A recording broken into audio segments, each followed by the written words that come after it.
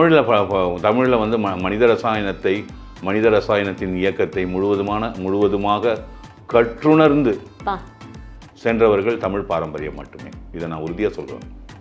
நான் தமிழன்றதுக்காகலாம் பெருமையாக சொல்ல.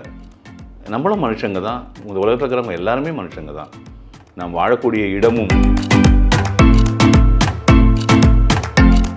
ஏன் ஜீரண மண்டலம் அடிபட்டதுன்னா, ஹார்ட் சரியாக வேலை செய்யலைன்னா உங்களுக்கு பிராணம் வராது. ஏன்னா அவ்வளோ பிளட்டு பல்மினரி வழியாக லங்குக்கு போயிட்டு ஆக்சிஜன் எடுத்துன்னு வந்து உடலுக்கு பூரா போய் அந்த ஆக்சிஜனை டெலிவரி பண்ணோம்.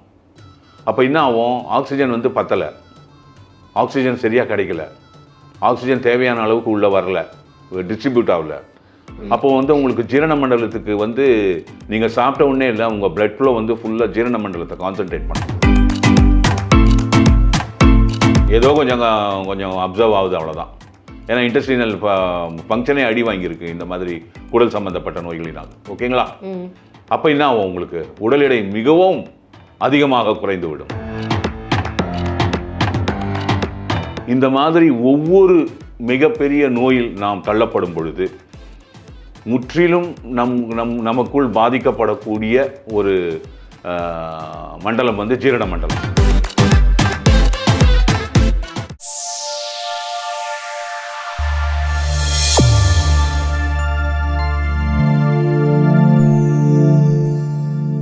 வணக்கம் நேயர்களே, டாக்டர் சிக்கேன் அவரோட யூடியூப் சேனலுக்கு உங்கள் எல்லாரையும் அன்புடன் வரவேற்கிறோம். ஒவ்வொரு விஷயமும் ஒவ்வொரு தகவலும் நமக்கு இப்போ இல்லைங்க, நம்ம ஒரு 10 வருஷம் 15 வருஷம் கழிச்சு இந்த டெக்னாலஜி அட்வான்ஸாக இருக்கும்போது நம்ம இதை திரும்பி பார்த்தா கூட நம்மக்கிட்ட ஒரு விஷயம் இருக்குது, நம்ம பயப்பட வேண்டாம், எதுக்கும் நம்ம கவலைப்பட வேண்டாம் அப்படின்னு ஒரு பொக்கிஷமாக தான் நான் இந்த விஷயங்கள், இந்த தகவல்கள் எல்லாமே பார்க்குறேன். அதை கண்டிப்பாக உங்களுக்கு கொண்டு வந்து சேர்க்கறதுல நாங்கள் கடமைப்பட்டிருக்கோம் அப்படின்னு தான் நினைக்கிறேன். ஸோ இன்றைக்கும் ஒரு சுவாரஸ்யமான கொஸ்டினோட தான் சாரை கேட்க போகிறேன். சார், நிறைய விஷயங்கள் நீங்கள் எனக்கு சொல்லிகிட்டே இருந்தாலும் மக்களுக்கு அவங்கவுங்களோட அவஸ்தை அவங்கவுங்களுக்கு தான் சார். அதை நம்ம டினை பண்ணவே முடியாது. எஸ், யூ ஆர் ரைட், எதுக்கும் பயப்படாதீங்க, எல்லாத்துக்குமே தீர்வு இருக்குன்னு நீங்கள் சொன்னாலும் ஒரு சில விஷயங்கள் வரும்போது ஆட்டோமேட்டிக்காக நம்மளையும் மீறி நம்ம மனசு பயப்படும் இல்லை சார். அதுதான் நான் இப்போது இந்த நோய் வந்தாலே உடம்பு தானாகவே வெயிட் குறையுது சார். ஃபஸ்ட்டு இல்லை, இந்த சுகர்லாம் வந்தாலே வெயிட் குறைஞ்சிடுதே சார். சுகர் ஓகே, வேற எந்த ஒரு நோயாக இருந்தாலுமே தானாக ஃபஸ்ட்டு காட்டுறது உங்களோட உடம்புல தானே காட்டும். ஒன்று இந்த கண்ணோ உடம்பு சீக்கு ஏதாவது ஒன்று அது கம்மியாயிடுது இல்லை சார், கரெக்டு தானே? அப்போ அதுதானே ஃபஸ்ட்டு ஒரு அறிகுறியாக இருக்குது. மனித உடல் இருக்குது பாருங்க, அது ஒரு பசில்மா, படிக்க முடியாது. ஓப்பனாக சொல்லிடுறாங்க. ஒரே ஒரு உடம்பு தானே, 5 அடி இருக்குமா, 6 அடி இருக்குமா, எத்தனை கோடி புத்தகங்கள் தெரியுமா? இருக்கா சார்? ஆமாம். ஒரு கேம்பிரிட்ஜில் ஆக்ஸ்ஃபோர்ட் மெடிக்கல் யூனிவர்சிட்டி லைப்ரரிக்குள்ளே போனீங்கன்னா மெடிக்கல் செக்ஷனில் எத்தனை கோடி புத்தகம் ஒன்றும் எழுதினேங்கிறமே. புரிஞ்சுதா? புரியுது. இது ஒன்று என்ன தான், எவ்வளோ தான் படிக்க போகிற அப்படி இருக்குது. ஆனால் இன்றைக்கி வரைக்கும் நோய் பட்டியலில் pathological classification of list of டிசீசஸில் உனக்கு எண்ணற்ற வியாதிகளின் காரணங்களை கண்டுபிடிக்க முடியவில்லை. Cause of the disease is unknown. இப்போ வரைக்குமே ஆமாம், இவ்வளோ advance technology cancer cause of the disease unknown, all uterus problem cause of the disease unknown, correct, asthma cause of the disease unknown. புரியுதா சார்? நீங்கள் சொன்ன மாதிரி இயற்கை நம்மளை புரிஞ்சுக்க விடாமல் பண்ணுதுன்னு சொல்கிறீங்களா சார்? அந்த மாதிரி இயற்கை நம்மளை புரிஞ்சிக்க கூடாதுன்னு பண்ணல, நம்மளால் படிக்க முடியல அந்த இயற்கையை. ஓகே, இயற்கையால் வடிவமைக்கப்பட்ட இந்த உயிருடன் கூடிய அதுதானே அந்த சித்தகம்ன்ற சொல்ல எடுத்துன்னு வராங்க. உயிரும் அறிவும் உடலும் ஒன்றிணைந்து இயங்குவதுன்னு. தமிழ் மருத்துவத்தில் கூட அப்படிதான் இருக்குமா சார் படிக்க? தமிழில் மனித ரசாயனத்தின் இயக்கத்தை முழுவதுமாக கற்றுணர்ந்து சென்றவர்கள் தமிழ் பாரம்பரியம் மட்டுமே. இதை நான் உறுதியாக சொல்லுவேன். நான் தமிழன்றதுக்காகலாம் பெருமையாக சொல்ல. நம்மளும் மனுஷங்க தான், இந்த உலகத்தில் இருக்கிறவங்க எல்லாருமே மனுஷங்க தான். நாம் வாழக்கூடிய இடமும் நம் மொழியும் விட்டால் வேறுபடுமே தவிர மனிதகுலம் ஒன்று தானே. ஒன்றே குலம் ஒருவனே தேவன்னு சொல்லிட்டு போயிட்டாங்கல்ல, அவ்வளோதானே. மனுஷன் தானே. உன் கண் எப்படி வேலை செய்தோ என் கண் அப்படி வேலை செய்யுது, உன் வாய் எப்படி வேலை செய்தோ என் வாய் அப்படி வேலை செய்யுது, உன் வயிறு எப்படி வேலை செய்தோ என் வயிறு அப்படி தானே வேலை செய்யுது. அதாவது இதில் எங்கே வந்து நம்ம மாட்டிக்கிறோம் அப்படின்னா,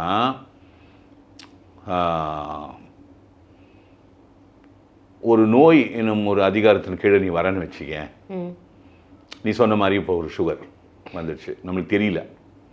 நம்ம சாப்பிட்ற சாப்பாட்டிலேருந்து கிடைக்கக்கூடிய அந்த எரிபொருள் என்ற குளுக்கோஸ் வந்து டிரான்ஸ்போர்ட் ஆகலை. அப்போ என்ன பண்ணுது பாடி, அது சேர்த்து வச்சுக்கிற ஃபேட்டு கீட்டு எல்லாத்தையும் எடுத்து யூஸ் பண்ண ஆரம்பிக்குது. என்ன புரியுதுங்களா? நியோஜெனிசிஸ்னு பேர் அதுக்கு, குளுக்கோஸ் மெட்டபாலிசமில் கிளைகோ நியோஜெனிசிஸ்னு பேர். அப்போ நம்மளுக்கு உடம்பு குறைய ஆரம்பிச்சிடும். புரிஞ்சுங்களா? அப்போ நம்மளுக்கு தாகம் நிறைய எடுக்கும். ஏன்னா அந்த ஜீனோஜெனிசிஸ்க்கு தண்ணி தேவைப்படும் கொஞ்சம். ஆனால் நிறைய தண்ணி குடிப்பீங்க, உடம்பு கடகடன்னு இறங்கும். ஒரு மாதத்துலலாம் திடீர்னு பார்த்தா 6 கிலோ இறங்கிட்டு இருக்கும். பகலெல்லாம் கேட்பாங்க, என்னடா இப்படி ஆகிட்டேன், என்னடா இப்போ தான் பார்த்தா நல்லா இருந்தால் என்ன திடீர்னு அப்படியே ரொம்ப மெலிஞ்சு போன மாதிரி இருக்கேன்னு கேட்பாங்கல்ல. ஆமாம் சார்.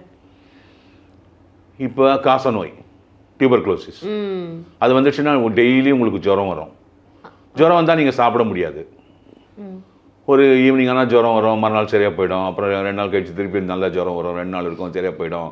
திருப்பியும் மறுநாள் ஈவினிங் ஜுரம் வரும், சரியாக போயிடும். அப்போ என்ன ஆகும், உன் ஃபுட் இன்டேக் அடி வாங்கினே வந்துடும். ஜுரம் வந்தால் சாப்பிட முடியாது இல்லை? கரெக்டு தான் சார். அப்போ உங்களுக்கு ஒரு மாதத்துலலாம் பார்த்தீங்கன்னா ரொம்ப இடம் இறங்கிடும். புரிஞ்சுதுங்களா? வேரியஸ் ஹார்ட் ப்ராப்ளம், புரிஞ்சுதா? ஹார்ட் ப்ராப்ளம்ஸ்லாம், கார்டியோ ரிலேட்டட் ப்ராப்ளம்ஸ்லாம் வந்ததுனாலே, கார்டியாலஜி வேரியேஷன்லாம் வந்துச்சுனாலே உங்களுக்கு வந்து ஃபஸ்ட்டு அடிப்படுறதே ஜீரண மண்டலம் தான். ஜீரண மண்டலம் அடிபட்டுரும். ஏன் ஜீரண மண்டலம் அடிபட்டுதுன்னா, ஹார்ட் சரியாக வேலை செய்யலைன்னா உங்களுக்கு பிராணம் வராது. ஏன்னா அவ்வளோ பிளட்டு பல்மினரி வழியாக லங்குக்கு போயிட்டு ஆக்சிஜன் எடுத்துன்னு வந்து உடலுக்கு பூரா போய் அந்த ஆக்சிஜனை டெலிவரி பண்ணணும். அப்போ என்ன ஆகும், ஆக்சிஜன் வந்து பத்தலை, ஆக்சிஜன் சரியாக கிடைக்கல, ஆக்சிஜன் தேவையான அளவுக்கு உள்ளே வரல, டிஸ்ட்ரிபியூட் ஆகலை. அப்போது வந்து உங்களுக்கு ஜீரண மண்டலத்துக்கு வந்து நீங்கள் சாப்பிட்ட உடனே இல்லை, உங்கள் பிளட் ஃப்ளோ வந்து ஃபுல்லாக ஜீரண மண்டலத்தை கான்சன்ட்ரேட் பண்ணும். புரியுதுங்களா? அதுக்கு அவ்வளோ இயக்கம் இருக்குது. அந்த அவ்வளோ இயக்கத்துக்கு அவ்வளோ உயிரணுக்கள் வேலை செய்யணும். அவ்வளோ உயிரணுக்கள் வேலை செய்யும் பொழுது அவங்க வந்து கன்சியூம் பண்ணக்கூடிய எரிபொருள் ஜாஸ்தி. அப்போ அங்கே ஏற்படக்கூடிய விளைவுகளுக்கு ஆக்சிஜன் வந்து எல்லாம் ஹைட்ரஜன் புரோட்டானையும் வாட்டராக மாற்றணும். அப்போ வந்து உங்களுக்கு பிளட் ஃப்ளோ வந்து உங்களுடைய ஜீரண மண்டலத்தை கான்சன்ட்ரேட் பண்ணி சுற்றி எக்கச்சக்கமாக ஓடின்னு இருக்கும், எக்கச்சக்கமாக அங்கே ஆக்சிஜன் சப்ளை பண்ணியிருக்கோம். அந்த மாதிரி ஆக்சிஜன் சப்ளை பண்ணக்கூடிய அந்த நிலைமை வரும்பொழுது, புரியுதுங்களா, உங்களுக்கு வந்து பசி எடுக்கக்கூடாது, சாப்பிடக்கூடாது. ஏன்னா என்னால் முடியாது, உள்ளே இருக்கிற என்னுடைய சிஸ்டம் முடியல. புரியுதா? அப்போ சாப்பிடக்கூடாது. ஒன்று சாப்பிடக்கூடாதுன்னா என்ன ஆகும், ஆப்வியஸ்லி அப்போ உடம்பு குறைய ஆரம்பிச்சிடும். ஆமாம், சிகேடி வந்துடுச்சு, கிரானிக் கிட்னி டிசீசஸ்லாம் வந்துடுச்சு, கிரியேட்டின்லாம் ஜாஸ்தி ஆயிடுச்சு, யூரின்லாம் ஜாஸ்தி ஆயிடுச்சு பிளட்டில். உடனே நீர் இறங்க ஆரம்பிச்சிடும், கை கால்லாம் வீங்கும். புரியுதுங்களா? திடீர்னு பார்த்தா ஸ்வெல்லிங் இருக்கும், மூஞ்சி வீங்கும். அப்போ என்ன ஆகும், ஹீமோக்ளோபின் முதல்ல குறைஞ்சிரும். நிறைய இந்த கிரியேட்டின் பிளட்டில் ஜாஸ்தியானவனே ஹீமோக்ளோபின் குறைய ஆரம்பிச்சிடும். ஹீமோக்ளோபின் குறைய ஆரம்பிச்சோன்னா அவர் தானே ஆக்சிஜன் கேரியரு, அவர் தானே ஆக்சிஜன் சப்ளையரு. அப்போ என்ன ஆகும், ஹீமோக்ளோபின் கொஞ்சிச்சுன்னா நமக்கு வந்து ஜீரண மண்டலத்துக்கு தேவைப்படக்கூடிய அந்த ரத்த ஓட்டமும் கிடைக்காது. அந்த ரத்த ஓட்டம் கிடைத்தால் அதனால் நம்மளுக்கு வந்து ஹீமோக்ளோபின் வழியாக வரக்கூடிய அந்த பிராணவாயு ஆக்சிஜனும் கிடைக்காது. அப்போ வந்து நம்மளுக்கு பசி இருக்காது, அதுக்கு மீறி வாமிட்டையும் கொடுத்துரும், வாமிட்டிங் சென்சேஷன். வாமிட்டிங் சென்சேஷன் வந்தாலே நம்மளால் சாப்பிட முடியாது இல்லை? புரியுதுங்களா? புரியுது சார். வாமிட்டிங் சென்சேஷன் போது நீ சாப்பிடுவியா? எப்படி சார் முடியும்? அதனால தான் அந்த வாமிட்டிங் சென்சேஷனை கிரியேட் பண்ணிடுது. எதையுமே சாப்பிடக்கூடாது ஒன்று. ஏன்னா எங்கிட்ட ஆக்சிஜனே இல்லை, என்னால் ப்ராசஸே பண்ண முடியாது. புரியுதுங்களா? கரெக்டு தான். அவ்வளோதான், முடிஞ்சிச்சு அங்கே கதை. ஓகேயா? உடம்பு இறங்க ஆரம்பிச்சிடும். ஏன்னா இதுக்கு இப்போ மூளைக்கு, ரத்த அணுக்களுக்கு, நரம்பு மண்டலத்துக்கு, இருதயத்திற்கு, நுரையீரலுக்கு, இதுக்கெல்லாம் ஃபியூவல் வேணும்.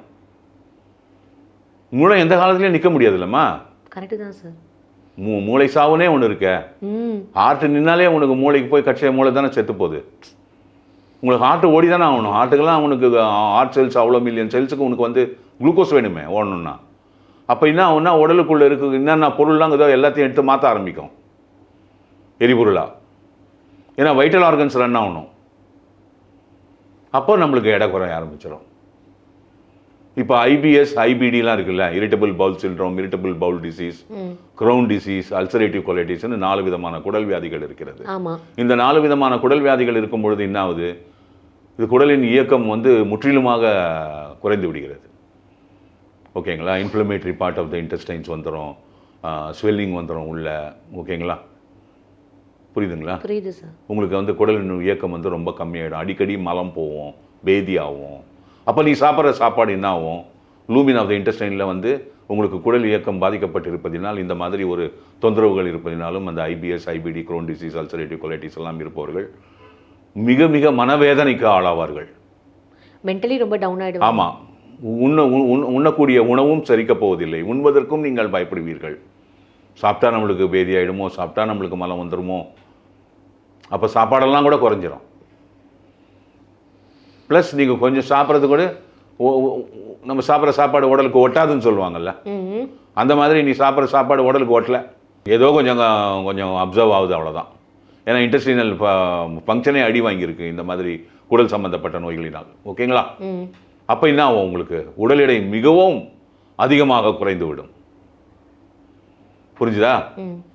அப்புறமா வந்து உங்களுக்கு வந்து சில இதிலெல்லாம் பார்த்தீங்கன்னா மென்டல் சம்மந்தப்பட்ட சில டிசீசஸ்லாம் பார்த்தீங்கன்னா நிறைய சாப்பிடுவாங்க. பார்த்துருக்கியா? அதுக்கு சார் அந்த மென்டல் சம்மந்தப்பட்ட இல்லை அந்த மாதிரி மென்டல் டிசீசஸ்லாம் வரும்போது சில ப்ராப்ளத்துக்கெல்லாம் நம்ம ஃபுல்லாக டீட்டெயிலுக்குள்ளே உள்ளே போவோம்னா எனக்கு தெரியும் இதெல்லாம். அப்போ வந்து சில பேர்லாம் அதிகம் சாப்பிட ஆரம்பிப்பாங்க. Exactly sir. அதிகம் சாப்பிட ஆரம்பிக்கும் போது என்ன ஆகும்னா உங்களுக்கு உடல் எடை கூடிக்கினே போகும். அதே அந்த சைடில் வந்து டிப்ரெசிவ் ஸ்டேஜிலலாம் போனோன்னு வச்சுக்கோ, டிப்ரெஷன், ஹெவி டிப்ரெஷன்லலாம் போனீங்கன்னா சாப்பிடவே மாட்டாங்க. சாப்பிடவே தோணாது அவங்களுக்கு. சாப்பாடும் பிடிக்காது. சாப்பாடு பிடிக்குதோ இல்லையோ எண்ணம் அதில் இருக்காது. புரியுதுங்களா? They ignore food because their mental condition is not good. அந்த மாதிரி சமயங்களில் நீங்கள் வந்து உணவை புறக்கணிக்கும் பொழுது, ஓகே, இது வந்து ஒரு மனநோய். இந்த மனநோய் உங்களை உணவு உட்கொள்வதற்கு அனுமதிப்பதில்லை. உங்களுக்கு அதில் நாட்டம் இல்லை, உங்களுக்கு அதில் இன்ட்ரெஸ்ட் இல்லை, உங்களுக்கு அது பிடிக்கலை. புரியுதுங்களா? அப்போ என்ன ஆகும்? உடல் எடை குறைய ஆரம்பிக்கும். புரியுதுங்களா? உங்களுக்கு லங் ரிலேட்டட் ப்ராப்ளம்ஸ் வந்தால் கூட நிறைய லங் ரிலேட்டட் ப்ராப்ளம்ஸ் இருக்குது. அதில் வந்து பல்மனரி ரிலேட்டட் ப்ராப்ளம்ஸ் இருக்குது. அதில் இப்போ பல்மனரி ஃபைப்ரோசிஸ்ன்னு இருக்குது. அது வந்துச்சுனாலே வந்து உங்களுக்கு சுவாச கோளாறு மிக ஹெவியாக வந்துடும். புரியுதுங்களா? புரியுது சார். ஆல்மோஸ்ட் கால்சிஃபிகேஷன் ஆஃப் ரிஜிடாக ஆரம்பிச்சிடும் எல்லா செல்ஸும். அப்போ அதனுடைய எலாஸ்டிசிட்டி போயிடும். அப்போ என்ன ஆகும்னா உங்களுக்கு அந்த சுவாசம் சம்பந்தப்பட்ட ப்ராப்ளம், ஒரு 4 அடி நடந்தால் கூட ரொம்ப மூச்சு வாங்கும். புரியுதுங்களா? அப்போ லங்கனுடைய கெப்பாசிட்டி, லங்கனுடைய ஒர்க்கு இதெல்லாம் வந்து அடிபடும். அப்போ நம்மளுக்கு பிராணம் குறையும். அப்போ நம்மளுக்கு அந்த உணவு ஜீரண மண்டலம் வந்து உணவை ஏற்றுக்கொள்வதற்கு மறுக்கும். அந்த மாதிரி பல்மனரி ஃபைப்ரோசிஸ் வர சும்மா ஒரு சில உதாரணங்கள் தான் சொல்லின்னு வரேன். எண்ணற்ற நோய்கள் இருக்கின்றன. வரும்போது அப்போ நம்மளுக்கு என்ன ஆகும்? உணவு உட்கொள்வதில் குறைபாடு ஏற்பட்டு அந்த உணவு சிறிது சிறிதாக குறைந்து அதன் காரணத்தினால் நம் உடல் எடை வெகுவாக குறைய ஆரம்பிக்கும். இந்த மாதிரி ஒவ்வொரு மிகப்பெரிய நோயில் நாம் தள்ளப்படும் பொழுது முற்றிலும் நமக்குள் பாதிக்கப்படக்கூடிய ஒரு மண்டலம் வந்து ஜீரண மண்டலம். இந்த ஜீரண மண்டலம் வேலை செய்வதற்கு மறுக்கும். ஏனென்றால் அதற்கு தெரியும் தான் உணவை உள்ளே எடுத்து வந்தால் அவ்வளோ சிஸ்டம்ஸ் கனெக்ட் ஆகிருக்கு. அதுக்கு அவங்களுக்குள்ளே கம்யூனிகேட் பண்ணிப்பாங்க. டே உள்ள சாப்பாடு வந்தால் செரிக்க முடியாது, நம்மளுக்கு உண்டான அந்த ரத்த ஓட்டம் கிடைக்காது, நமக்கு உண்டான பிராணவாயு கிடைக்காது, அதனால் உணவை ஜீரணிக்கக்கூடிய வல்லமை இப்பொழுது நம்மிடையே இல்லை. அதனால் அந்த எல்லா சிஸ்டமும் பண்ணி பிரெயின் கீனு எல்லாம் ஹார்ட் லங்கு எல்லாம் கனெக்ட் ஆகி டிசிஷன் எடுப்பாங்க. டிசிஷன் எடுத்து சாப்பாடை உள்ள விடாத. புரியுதுங்களா? இது மாதிரி பெரிய நோய்கள் எது வந்தாலும் முதலில் பாதிக்கப்படுவது ஜீரண மண்டலம். அதனால் நமக்கு உணவு உட்கொள்வதில் சிரமம் ஏற்படும். உணவு உட்கொள்வதை மிக அதிகமாக குறைத்துக் கொள்வோம். ஏனென்றால் நம்மளால் அந்த உணவை சரிக்க இயலக்கூடிய நிலைமையில் நாம் இருக்க மாட்டோம். அப்படி வரும்பொழுது உங்களுக்கு உடலின் எடை நோய்கள் வழியாக ஜீரண மண்டலம் பாதிக்கப்படுவதனால் மிகவும் குறைய ஆரம்பிக்கும். வணக்கம். கண்ட்ரோலபிள் ஃபேக்டர்ஸ் அண்ட் அன்கண்ட்ரோலபிள் ஃபேக்டர்ஸ்ன்னு இருக்குது. நம்மளால் நம்ம உடம்புக்குள்ளே இருக்கிற எந்த ஒரு விஷயமுமே கண்ட்ரோல் பண்ண முடியாதுன்ற போது வெளியில் இருக்கிற எவ்வளோ ஒரு விஷயங்கள் நம்மளை பாதித்தா நம்ம என்ன பண்ண முடியும்? கண்டிப்பாக முடியாதில்ல. ஏன்னா நமக்கும் மீறி இயற்கைன்னு ஒரு சக்தி இருக்குன்றது தான் எப்போதுமே வந்து நமக்கு சார் சொல்லிக்கிட்டே இருக்காரு. இப்பயும் நம்ம உடம்புக்குள்ளே எவ்வளோ விஷயங்கள் நடக்குது, நம்ம அதை எப்படி ஒழுங்காக பார்த்து கவனித்து அதை எப்படி முறைப்படுத்துகிறோம் அப்படின்றது தான் நம்ம கையில் இருக்குது. மறுபடியும் ஒரே விஷயந்தான், உடம்பை பார்த்துக்கோங்க, சரியாக ஃபாலோ பண்ணுங்கள் எல்லா விஷயமும். மீண்டும் அடுத்த சுவாரஸ்யமான எபிசோடில் உங்களை வந்து மீட் பண்ணுறோம். அதுவரை உங்களிடமிருந்து விடைபெறுவது உங்கள் அமிர்தா.